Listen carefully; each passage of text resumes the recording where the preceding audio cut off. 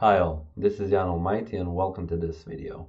Today I decided to make another video and the reason is quite simple. Young Pragu here with the white pieces won his second GM norm.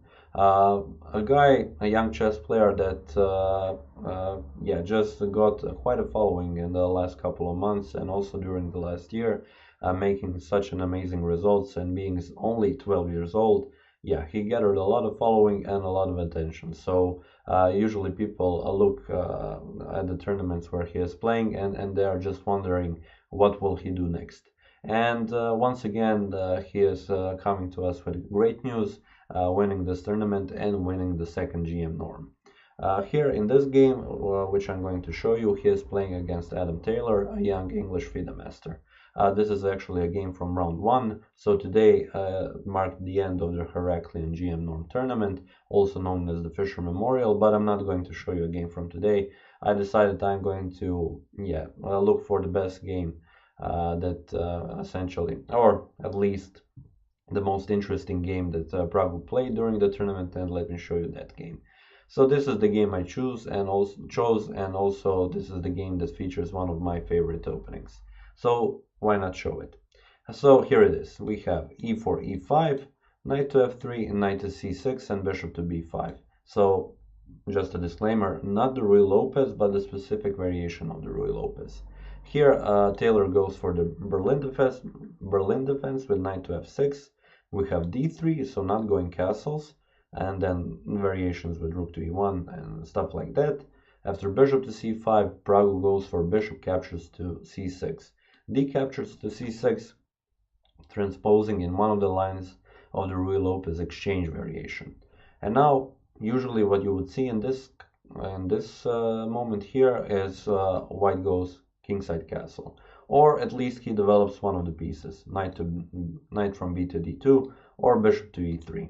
But here young Pragu played queen to e2, and from the start it seems that he has prepared something for his opponent. We have knight to d7, you have to defend this pawn, and now, so if you're just wondering, you cannot capture on e5 right away because of queen to d4 attacking the knight and also threatening checkmate on f2. So just to get that out of the way, we have queen to e2, one of the ways how you can defend on f2, but now knight to d7 defends also the pawn on e5. We have knight from b to d2, and now castles by black, knight to c4. So the main theme for white in this opening is to pressure on e5. So I will disregard what happens if black goes queenside castle because he went kingside. And essentially if he goes kingside, here by pressuring on e5, having the knight on c4, there is no problem of remaneuvering the knight from e3 to f5 or g4 or something like that. The finished development of these pieces. But we will see also something interesting from this in this game from young Pragu.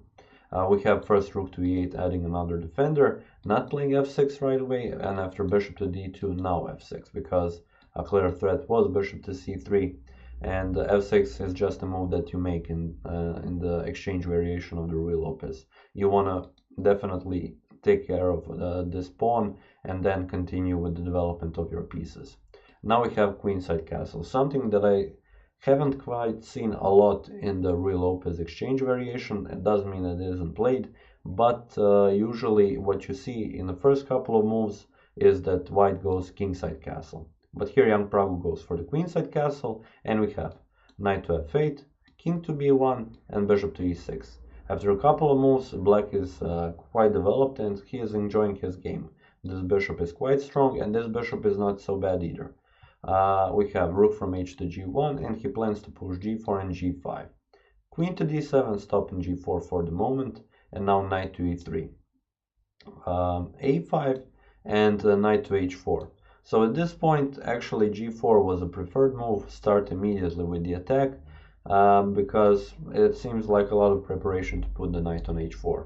And here, because of that, queen to f7 is played, threatening to capture on a2. You have to play a3, and now b5 comes right away. g4, like if you want to start the attacking, better do it soon because black is already on a5 and b5. And now just after this we have b4, The only reasonable move is to play a4, block the position, because otherwise it will open up rook to b8 and white is doomed, and now even b3. c4 is played, block everything, and now what you would usually see is knight to d7, knight to b6, attack this pawn and go for it. Or even queen to d7, moving out of the way so that you can bring your other pieces into the defense of the king. But here, bishop to d4 was played by young Taylor, and this allowed g5 right away. And now even f captures on g5, and after rook captures on g5, c5, and the other rook comes on g1, young Pragu, just after a couple of moves, has doubled rooks on the open g file. The queen is very close, the knights are here, and he will have a furious attack quite soon. The only reasonable move now is g6, which was played because rook to g7 is a big threat, and here queen to h5 was played, including all of the pieces in the attack, and now young Taylor needs to find a way how to defend. He could have played something like rook to a6, or even bishop to captures on e3, removing one of the attackers, but here he played king to h8, which allowed Pragu to play rook captures on g6. And after knight captures on g6, knight captures on g6, at this point doesn't really matter if you capture with the queen or you move the king. In the end, if you move the king on the g file, knight to e5 comes and you lose the queen either way. So here Taylor went for queen captures, rook captures, and he hoped after bishop to f7 then that essentially Pragu after queen to h4, or when he moves the queen, bishop will capture on g6, and now he has two rooks for the queen and bishop pair for these two pieces. This would work if it was a simple possession, but in this case Pragu played queen to f6 check, king to g8, and after knight to g4 Taylor resigned the game. The reason is after a couple of moves there will be checkmate, so now the immediate threat is knight to h6 checkmate, so you have to play something like h5, keep breathing room for the king to h7, but now bishop to h6 threatening on g7, rook e7, queen e7, bishop to f7, queen to f6, and now there is no stopping queen g7, so after, for example, capture, this is checkmate. So yeah, this is a game from round 1, a very good win by young Pragu, and yeah, generally let me just show you the final standings of the tournament because it ended today. So here it is. Here you can see Pragu in first place, and you can see all the other players that actually were in the tournament. So Heraklion GM Norm is 10 players round robin, everybody plays against each other, and in the end, yeah, you see the results. Pragu was first, and he also won the GM Norm. So yeah, this is pretty much it for this video. For the end, I just want to state a couple of facts. This is Pragu's second GM Norm. To actually become a Grandmaster, he has to win 3 GM Norms. And actually, he is 12 years old. His birthday is in August this year, when he will become 13. But at the moment, yeah, he is a bit too late, so he cannot become the youngest GM ever, because this title belongs to Sergei Karyakin, who became a GM, a Grandmaster, with 12 years and 7 months. And now Praggnanandhaa has 12 years and 8/9 months. But at least maybe if he hurries up, maybe he will overcome Carlsen, who has become a Grandmaster with 13 years and I think 2 months.